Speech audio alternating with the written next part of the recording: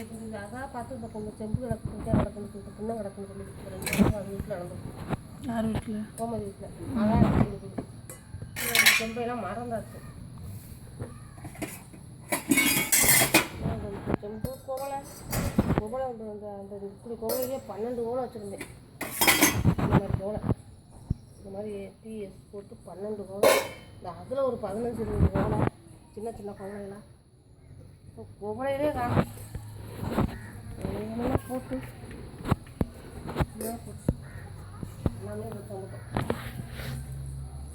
அதனால் 2 கோவலை 2 கோவலை தான் வந்துச்சு. இடையில வாங்கின கோவலை 50 அஞ்சு